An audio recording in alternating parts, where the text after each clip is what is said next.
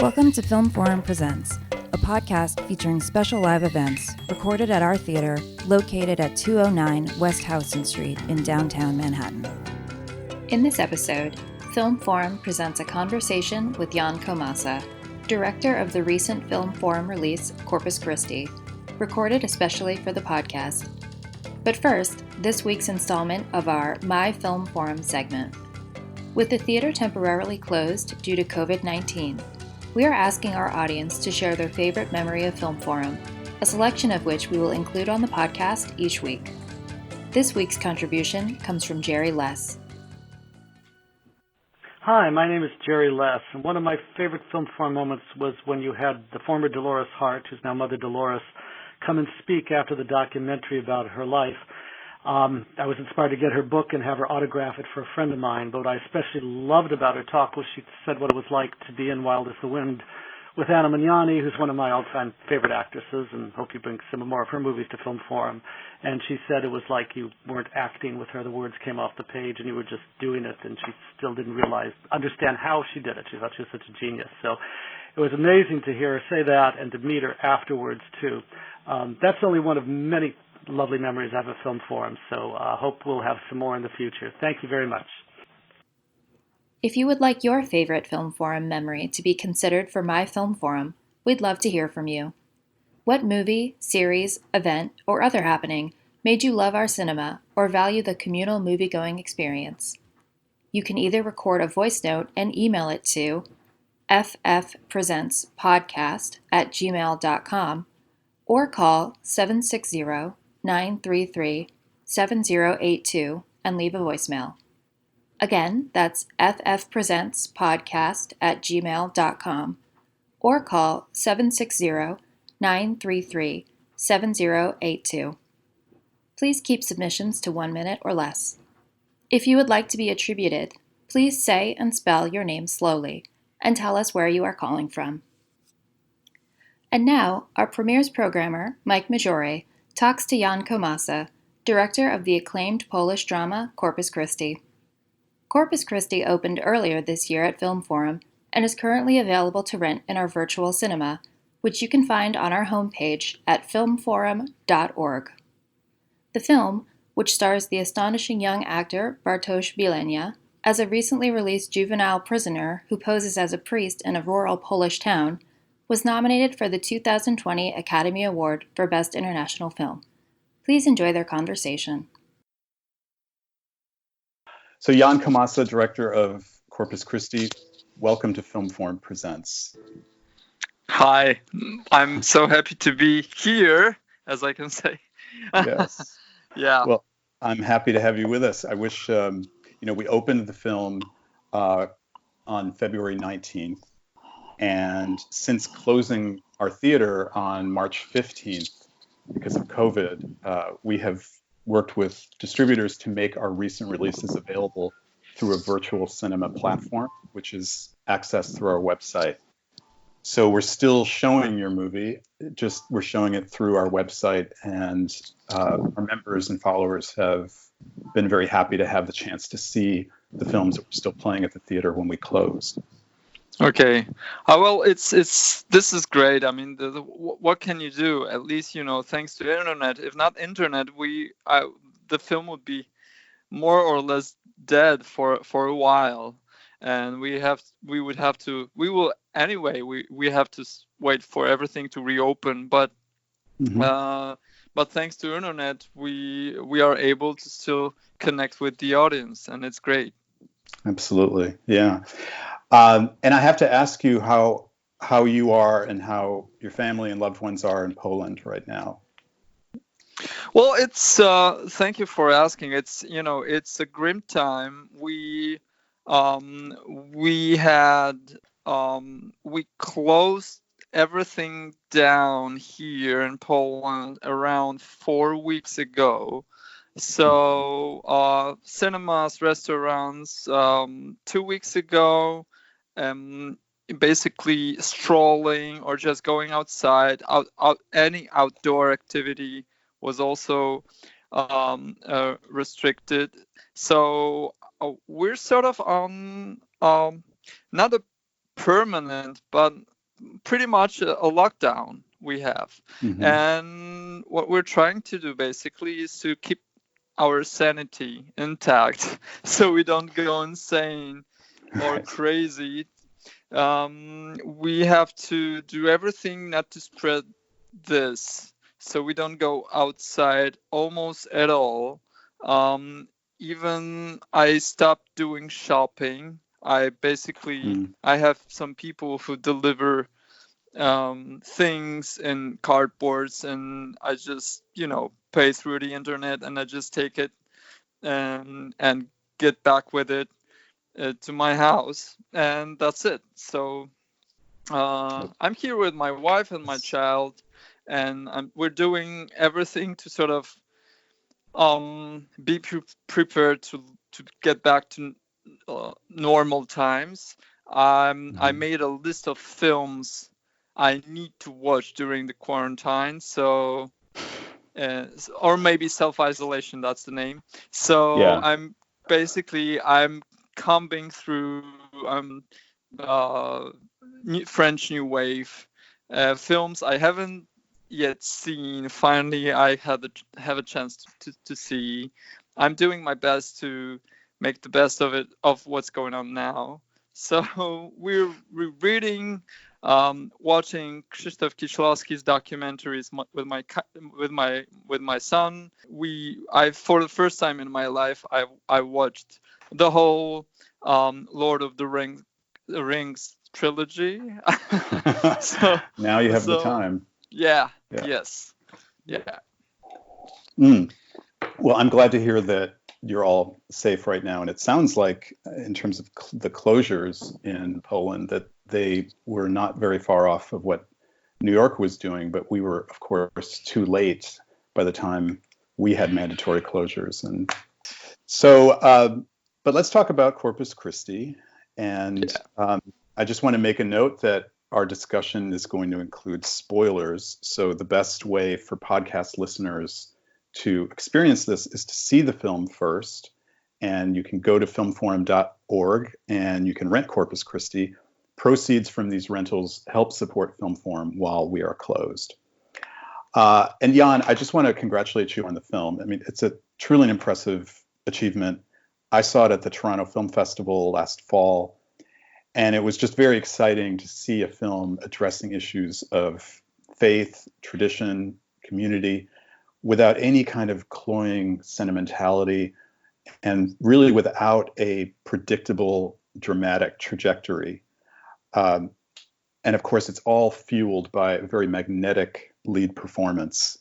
I think that the premise of the story, a 20-year-old juvenile delinquent released from detention, arriving in a village and impersonating a priest, it may seem improbable to some audiences, or at least unlikely. And yet the film is inspired by true events. I was interested to read that the screenwriter of the film, Mateusz Pasewicz, I hope I pronounced his name correctly. Yes, that's correct. I know that he did a great deal of research on this phenomenon in Poland of priests, of people impersonating priests. And I just wanted to see if you could talk about this background research that Mateusz had done and the genesis of this story. Sure. Well, thank you, Mike, for your words on the film. It's, I've gotten, like, at first the script was sent to me when the second or the third draft was finished, and that was in 2016. I know Mateusz was working on the story for like 5 or maybe 4 years. The real story happened in 2011 in Poland, in rural community. There was a he was 19 he was basically 19. His name was Patrick, and that was the story which was pretty popular. It gained some popularity in Polish media because he was pretending to be a priest for impersonating priests for 4 months during Corpus Christi holiday, which is the Christian holiday, usually in May or June. So and it's a pretty joyous it's joyous. You have pretty joyous festivities, and so it's it resembles sort of like people joining together, having especially in rural communities, like a party or something. The whole villages come together, and it's Christian, and you have flowers being thrown into the air by children, and it's beautiful. So it's very Italian, so to speak. So probably also this atmosphere of Corpus Christi was part of the reason people sort of followed a guy who was a fake priest. They wanted to believe that this is impossible. Anybody would pull off the stunts during this beautiful holiday. And Mateusz was inspired very early on by this particular case. He was, as I learned from him, he was inspired by a lot of different stories like this, because I didn't know it at the time, but apparently it's a Polish thing that people tend to pretend priests from time to time in Poland, at least several cases each year. Of the church is not very happy with it, because it will mean that people are so maybe not sheepish, but basically they crave for the spiritual leadership, and that's probably one of the reasons people are so eager to just follow anybody with charisma.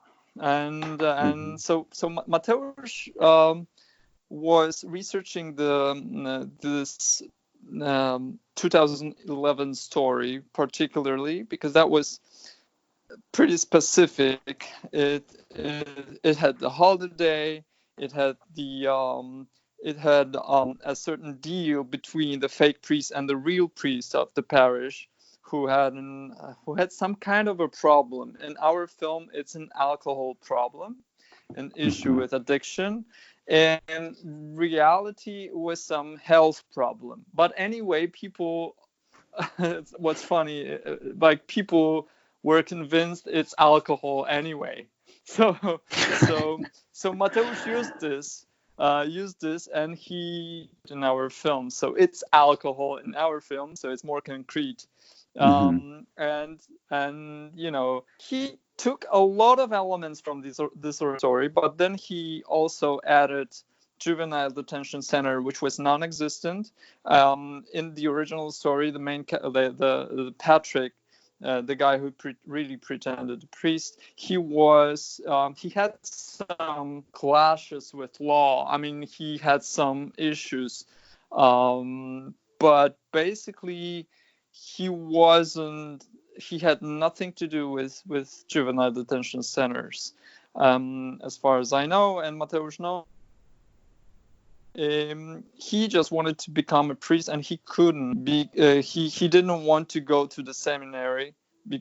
You would have to spend around 7 years, I believe, in Poland to get through the whole process of becoming a priest. And also, his vision of church was pretty different. He wanted church which is much more open and down to earth and closer to street, like sort of streetwise church. That was his vision, more direct, and that was unacceptable, obviously, for the church system. So they didn't accept him, and he came up with his own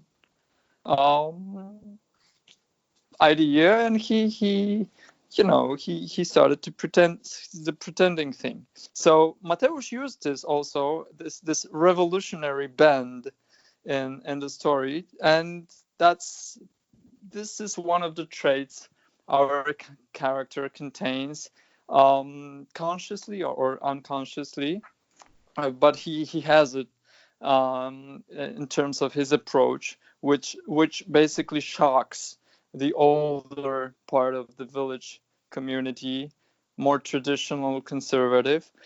Mateusz was basically playing with a lot of elements from the original story, but then he added the juvenile detention center. Also, in the original story, there wasn't an accident. There was no accident.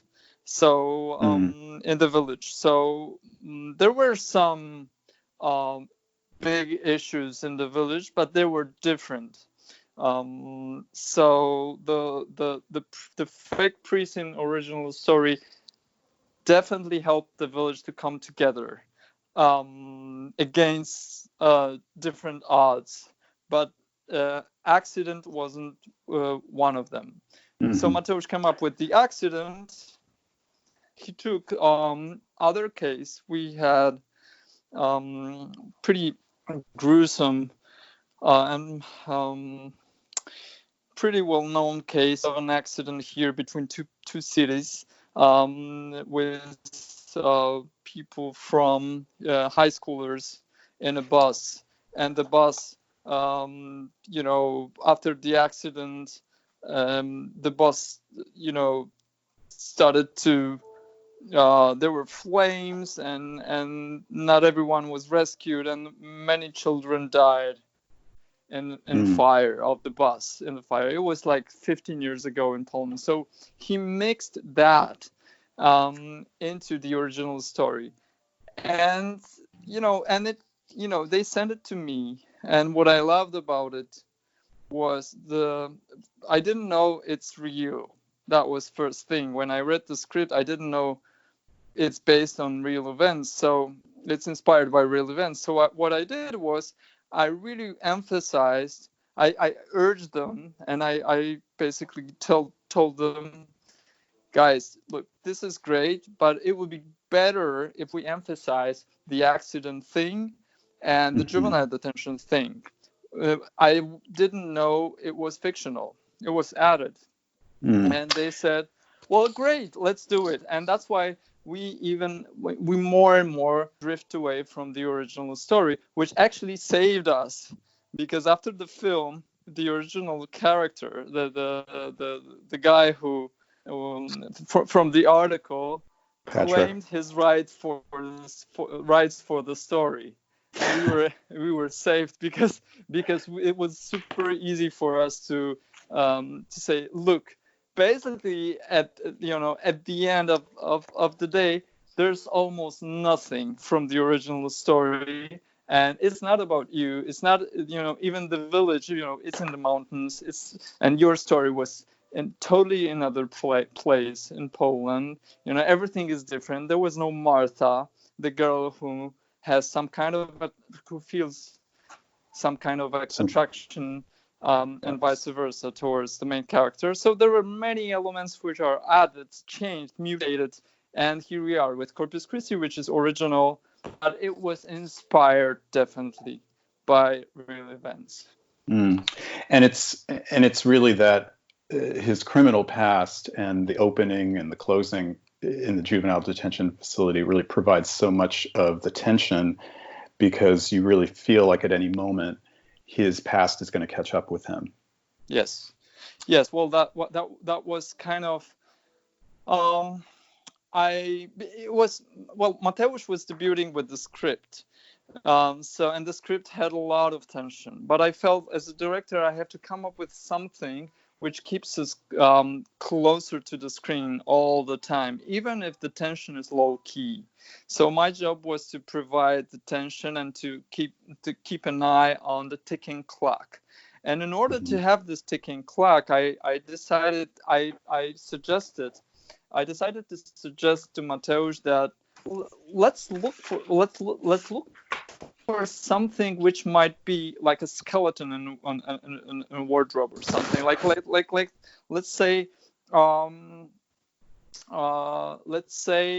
our main character did something in the past that makes him a vulnerable spot, a vulnerable person. Maybe he's being he's being looked for by some villains or something. Maybe he was a villain himself, and now the revenge is coming.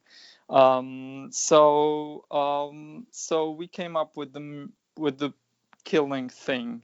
Our main character has he murdered a person probably when he was 15 years old. He was a kid from most probably troubled background, and it and something happened. Maybe they were fighting, maybe he hit too hard, maybe he wanted to show off in front of his older friends or something, hooligans from the hood, and he did what he did, and he ended up in the juvenile detention center with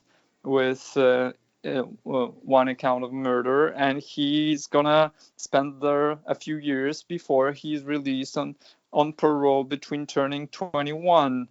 That's the law in Poland. If you're convicted and you're sentenced, you before turning 18 years old, you will be put in juvenile detention center until you turn 21.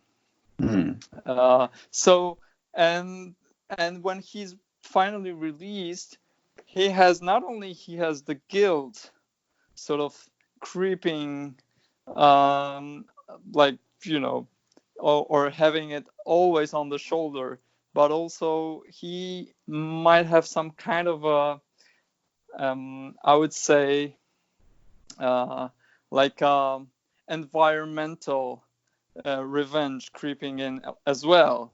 Like somebody is like, there are some people who would be super happy if they see him suffer because of what he did when he was 15 years old. And that made me, sort of urge Mateusz and producers to add this element to the story. So that's why juvenile detention center element comes back at the end of the film again, and he has to confront what he did. Exactly. And I want to talk about the ending later, because it's a brilliant sequence, and feels very different from the rest of the film. One of the many strengths of this movie, obviously, is the actor who plays Daniel, Bartosz Bielenia. It's just an electrifying performance. I'm curious to know how you found him and what you saw in him that could toggle between the street toughness and sinner side of him and the more charismatic religious side, who could actually convince a congregation that he is a true believer and a leader. Yeah, well, Bartosz he was pretty well known in Poland, especially among people who go frequently to the theater. He played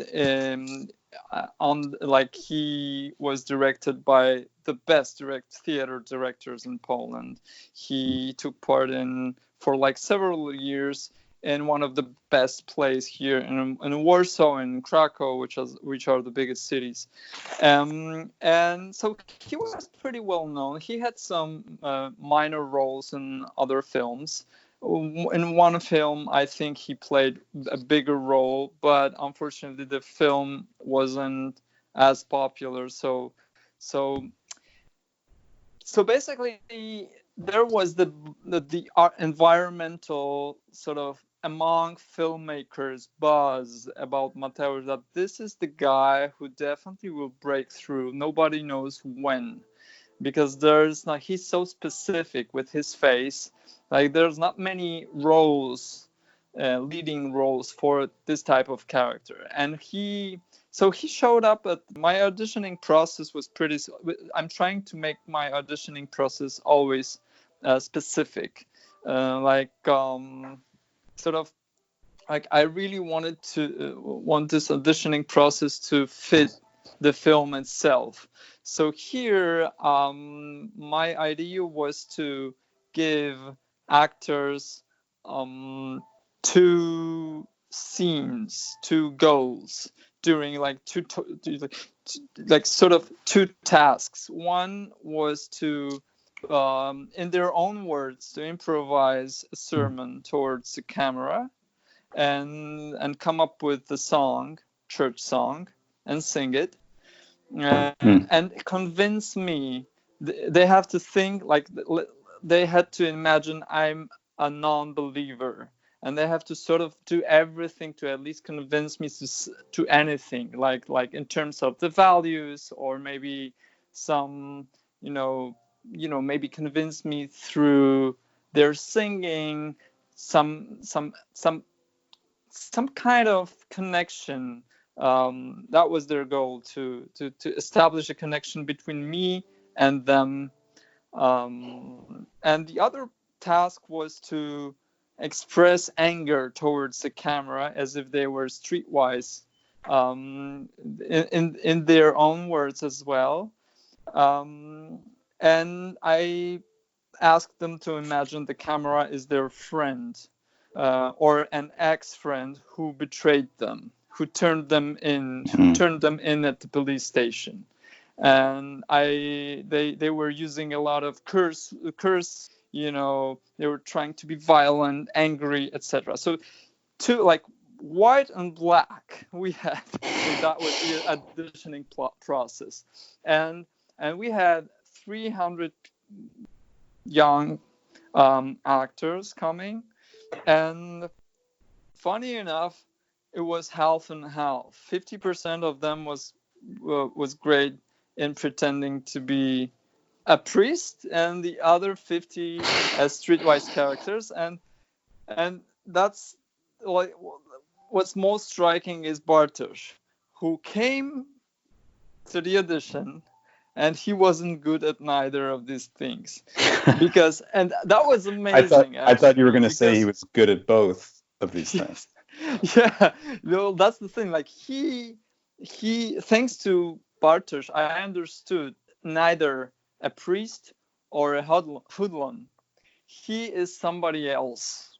Like, this is the truth about this character. And Bartosz, even though he had very scarce information about the film itself, but he knew that this guy is pretending to be a priest, and he knew the original story, and he knew a few things, but he hasn't read he didn't read the script. It wasn't disclosed to him. So when it was amazing, like, for us to see a guy. He came for the audition wearing, beanie. He had long hair, sweater. He had his dog. He hates when he hears me saying this, but he looked hipster-ish. So he looked like a typical hipster, and very intellectual hipster. And I said, well, I like what he's proposing. Like, he's very intellectual in being a priest, and he also sings very well. His looks are so striking. I told my producers I'm interested in him, and they said, like, look, man, he's horrible in being a priest, and he's horrible in being, like, it's not the priest, it's not a hoodlum. I said, but this is the thing. This guy is so talented. He knows intuitively that he can't, like everyone would pretend to be a priest and hoodlum, everyone to be 200%, to contain both in one. And he has sort of found his own way.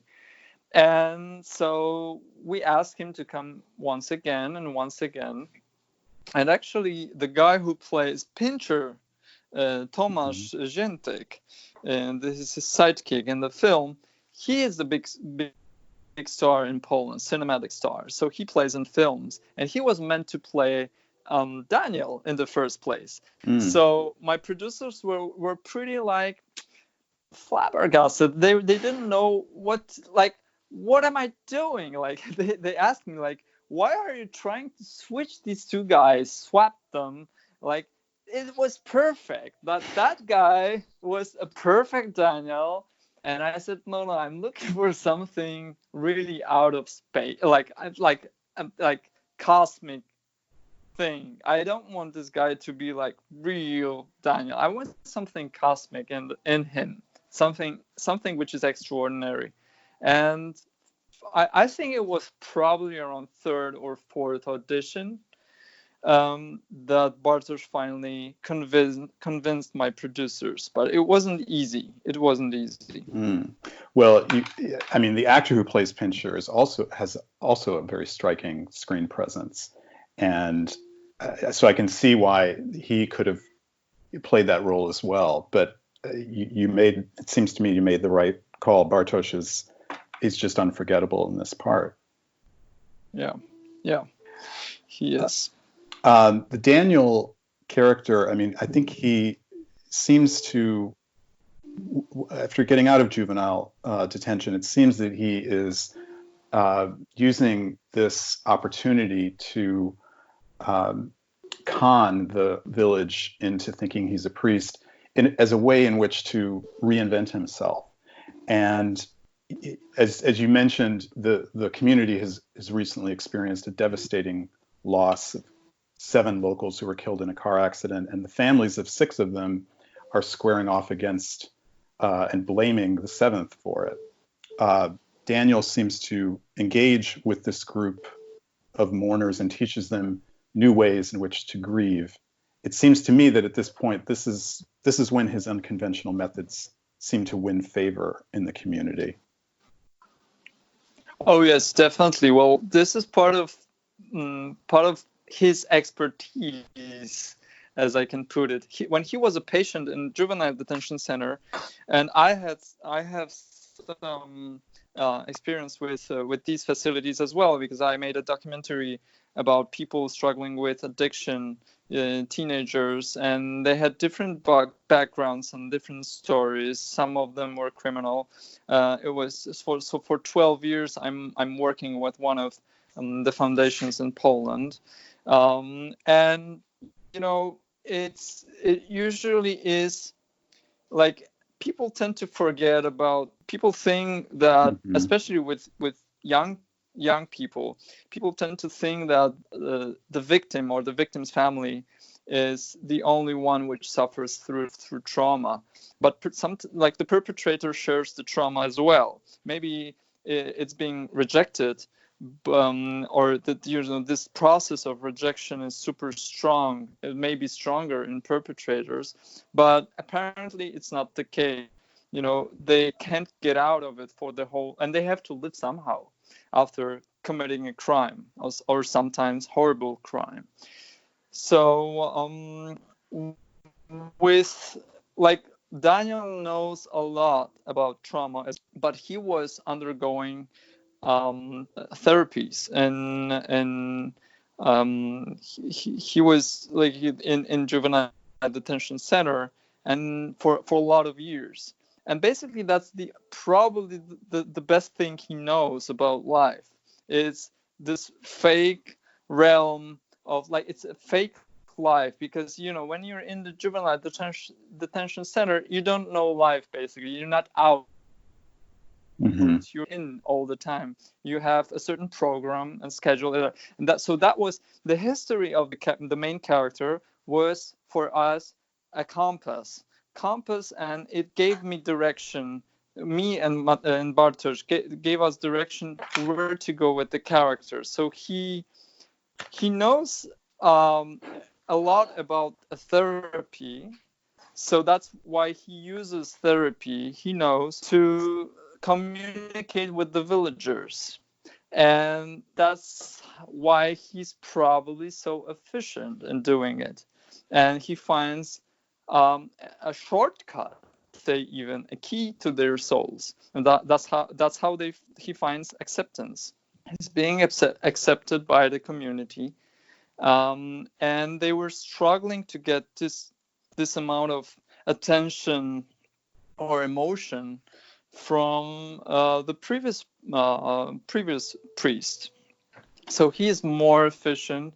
He has some successes in the village in terms of emotional process of grievance after loss, but also he's a danger to status quo because he's so efficient, and that's where the conflict in the film is between the conservative, traditional, systemic methods, which are there and they're, evergreen, never ending, but, not very efficient. And with a guy who is efficient, but he has to be, in a way, a revolutionary. That's why like systems hate revolutionaries like him. Right. So, and he also has. It seemed to me that he also had something of a kinship with the widow of the other driver, in that they're both of them have been ostracized from their communities. yes. And well, yeah. Please. I was going to say, and he kind of he's jeopardizing his good relationship with the mourners by also seeing that the widow needs empathy and her husband needs to be buried. Well, probably this is the moment in the film in which the mission of the main characters really is in the spotlight, because if he was to be a guy who is looking for comfort, he wouldn't do anything. Like, he had acceptance, he was accepted, he had his place, he could pretend for a while, then the old priest would come and he would say, goodbye, I'm out, and everyone would just, shake hands, and that would be cool.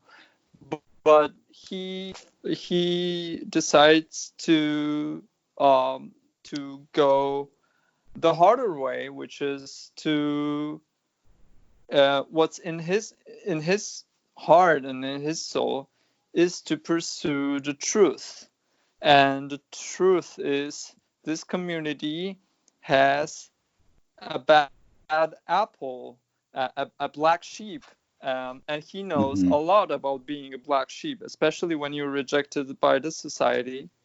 As somebody who before, like, there's this scene in a bus in which he encounters a policeman. So the policeman says, scum, like, you scum, I can sense you from afar. And he knows, in terms of the overall society, he's a nobody.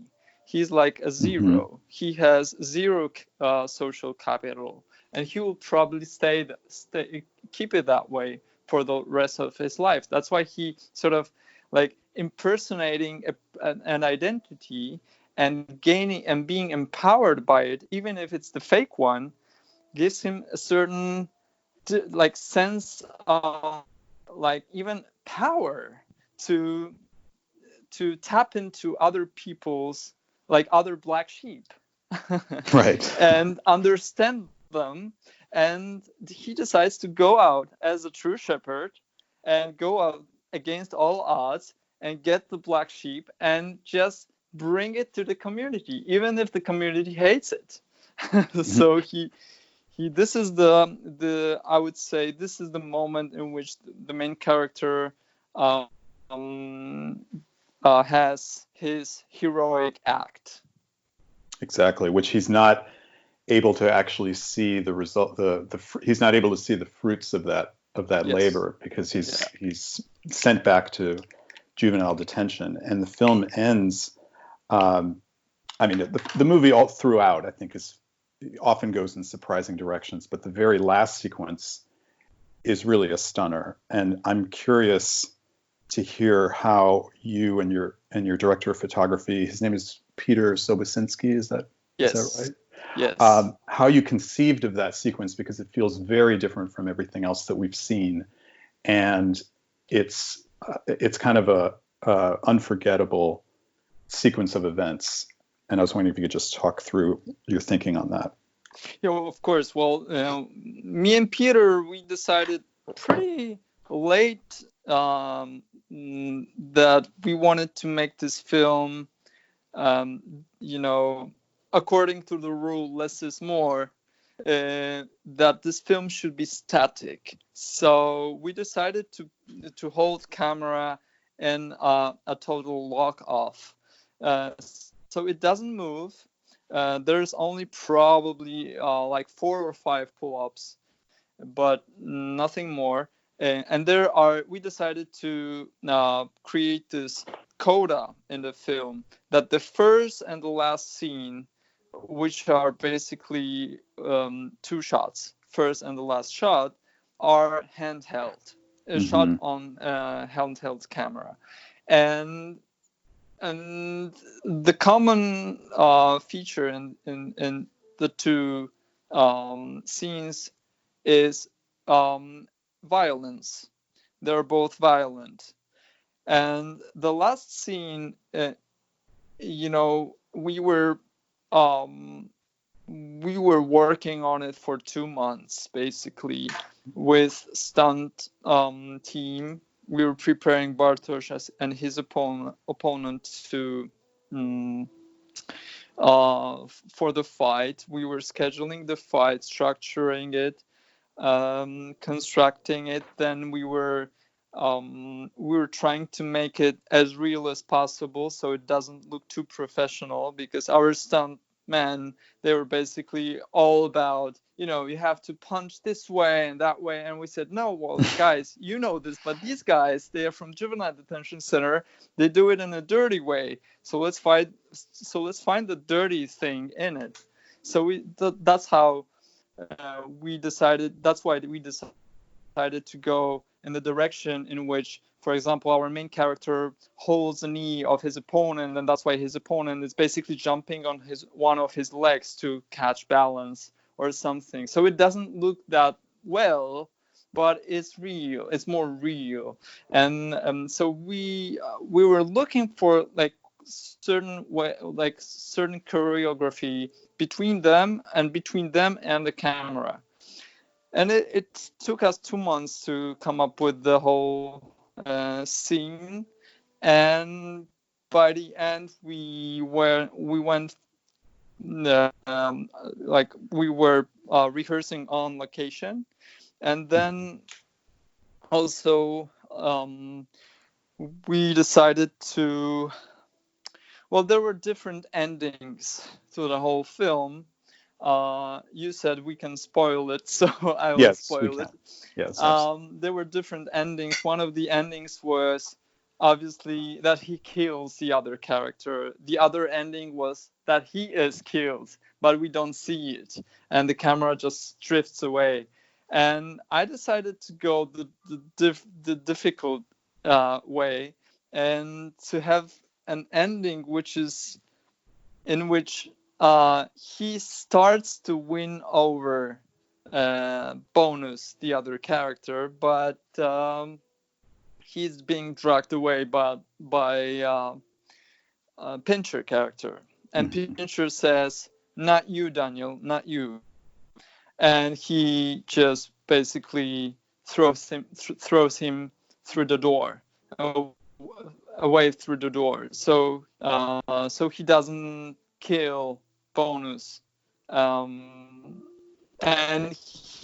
then Piotr said, "Well, this is great. Look, I'm going to overexposure the camera. So when he's being thrown away from this hell, suddenly he's being reborn again, and I will show you." And I said, "How come, man? But this is the end of the film. How come can you overexpose it? Do something which we never were we were never doing it in the film. You shouldn't break the rule by the end of the film." And he said, "No, just trust me." And he did it, and it was great. I saw, and Bartosz, with his looks, suddenly, and there was no blood because it was just a rehearsal, but I saw the effect that if you put blood on his face, that would be the only thing you see. His eyes, blue eyes, and red blood surrounding It's those them. It's those blue eyes that pop first, and the red. Yes. And it just looks like he's been bathed in this flash of light, and is like a born again moment. Yes, and that's when I decided that this is the perfect moment for him to look straight into the camera, which is unreal, because in a realistic shot you wouldn't have the straight into the camera gaze. And here, so this, thanks to this and this decision, this shot transgresses from the objective to subjective. By the end of the shot, we are sort of like with Daniel, but in Daniel's head, sort of. This is what he sees. Right. This is how he sees. This is how he's being reborn. And we started with pretty like gruesome, but realistic description of events that happen. Mm-hmm. So I wanted it to come. I wanted this film to sort of end on a high note. So it's because if it's, and it was added by me, because I think if it wasn't like, if there was no ending like this, I would feel that this film doesn't scream. And thanks to this ending, this film sort of leaves you with unsettling scream rather than just soothes you or something, or make it more round. It's right. Square. It's more. It has a certain edge, and it's not sort of as if it's not finished, which is better for the story, I think. It does leave you with an ambiguous and open and kind of a thrilling one, because you're in the middle of something horrific that's just happened. Anthony Lane wrote in the New Yorker that if Oscars were decided according to the speed with which voters flipped out when they stared into the eyes of the principal character, Corpus Christi would be an easy winner. And I just wanted to end on talking about the Academy Award nomination, which was, justly deserved. And you were in the company of some other great filmmakers, Pain and Glory by Almodovar, Parasite, which went on to win, Honeyland, and Les Miserables. How did you hear about the fact that you were nominated, and was this a surprise to you? Well, the whole journey with Oscars was a surprise. From the moment I heard about the Polish candidacy, which came to me right after the third, I think, screening at Toronto Film Festival, but it was before the last day of Toronto. It was, I believe it was Friday. And I decided to go to New York because I love New York. So I basically used my time to sneak out, and I said I have a lot of meetings. I have to be out. Sorry, I can stay in Toronto. And I was on at the Toronto airport to New York to spend 3 days alone with myself, just walk through the city. And when I was at the airport, I learned.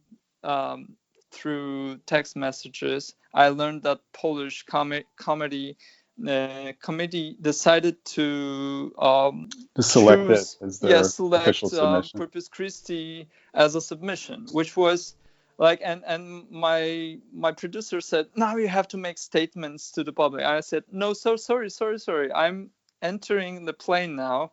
And bye. I'm so happy I have to be out.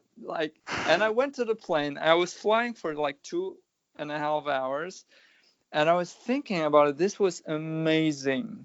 I realized this is gonna be a real journey, because for the last, I don't know, 20 years in Poland, there were so little, if any, cases in which you had young people with their films. I'm relatively young. I'm not 38. At the time I was 37, but it was when I learned about the submission. But it was so amazing that usually you had to have a name. You had to be, Mr. Skolimowski or Andrzej Wajda or Agnieszka Holland, or Agnieszka Holland. yeah, exactly. Paweł Pawlikowski. There's kind of Pawlikowski, just kind of an older guard of filmmakers, and yes, you're of a younger generation. I was lucky because none of them made a film that year, I think.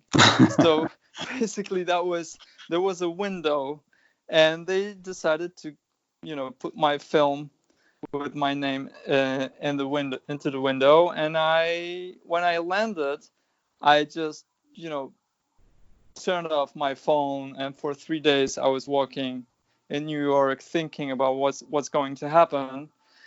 And right after, we had a long discussion with my producers and with distributors and with sales agents, PR companies, and they said, look, guys, we don't have a lot of money.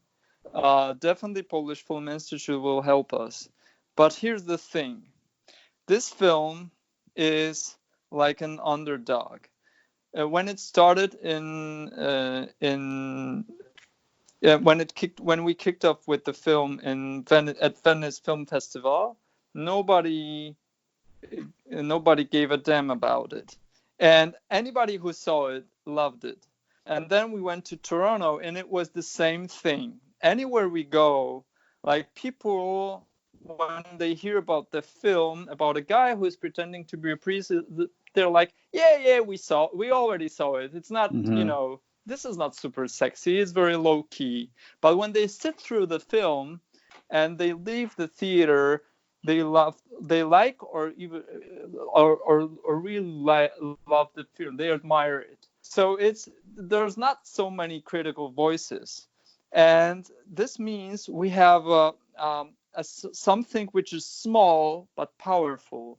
That's what they what PR company said. And I said, let's make it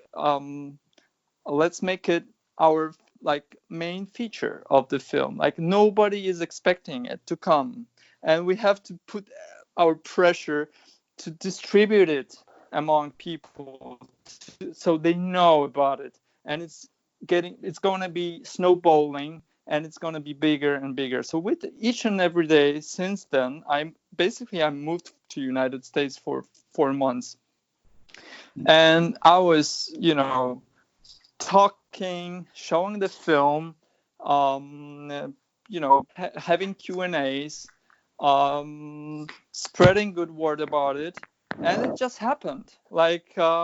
Suddenly you had Parasite, which was very sexy and everybody loved it, and it was in Cannes. You have Les Miserables, which was very powerful, and you had it in Cannes. You had Pain and Glory, which came from a great director, and it was about a great director, so it was semi-autobiography.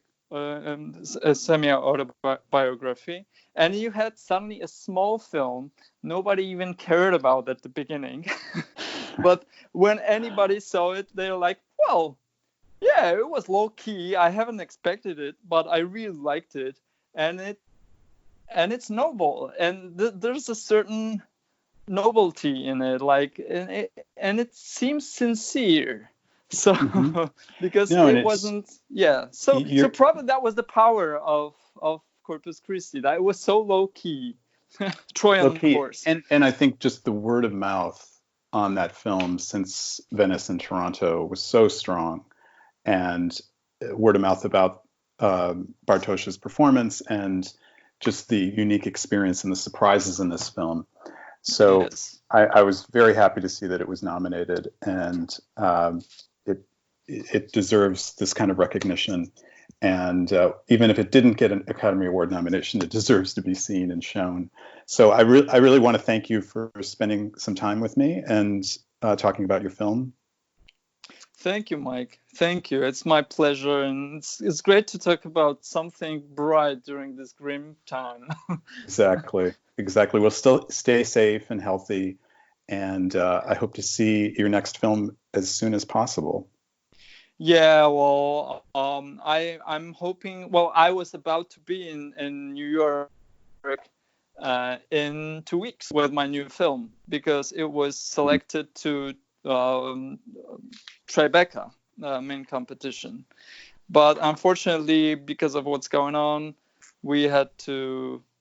Tribeca will probably be online, so you guys can watch it online during Tribeca. But then again, if everything hopefully ends one day, I will be able to finally show it to big audiences in the United States. In theaters where people can sit Yes. and see movies the way they're meant to be shown.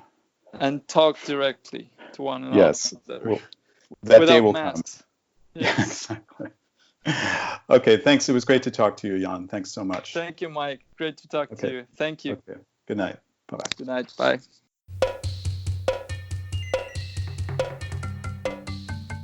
Thanks for listening to Film Forum Presents. Special thanks to Film Movement for their help in making this conversation possible. If you like what you just heard, please be sure to subscribe to get future episodes and rate and review so that more movie lovers can find us. Film Forum is an independent nonprofit cinema, and our doors have been kept open for nearly 50 years thanks to the invaluable support of our members and donors. Please visit www.filmforum.org for details on membership, as well as information and showtimes for our current programming. See you at the movies.